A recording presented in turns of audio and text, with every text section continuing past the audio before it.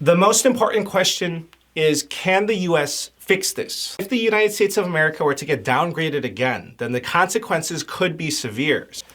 Like mortgage interest rates, they could jump up, car loans would get more expensive, business borrowing would slow down, stock market volatility would increase, treasury auctions, they could start failing, foreign buyers could further reduce their purchases, and the Federal Reserve might have to step in, which means, of course, more money printing. If they start printing money as a last resort, then that's going to lead to higher inflation, weaker purchasing power, a weaker dollar, and more financial inequality. So it's going to be a vicious cycle.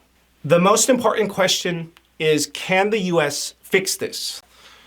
And here's the tough truth, that there are only three ways to fix this. So the first way, it's going to be to cut spending, cut fiscal spending. But you know what? I don't know what your opinion is, but I see that as politically impossible because nobody in Washington wants to cut anything. So the second solution is to increase taxes. And of course, this is deeply unpopular. So I know there's a suggestion to tax the rich, right?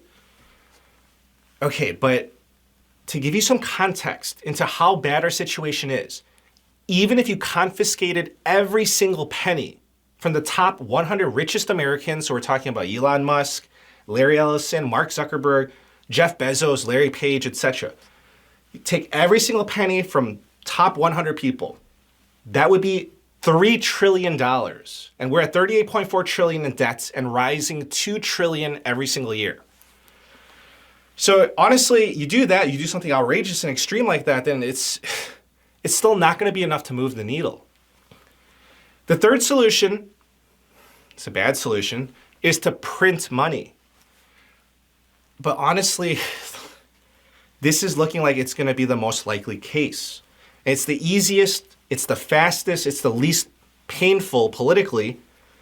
But of course, it's going to come with consequences. Because if they go down this path, printing money is just going to lead to more inflation, more wealth inequality, and in the long run, it's going to erode the trust in the US dollar itself.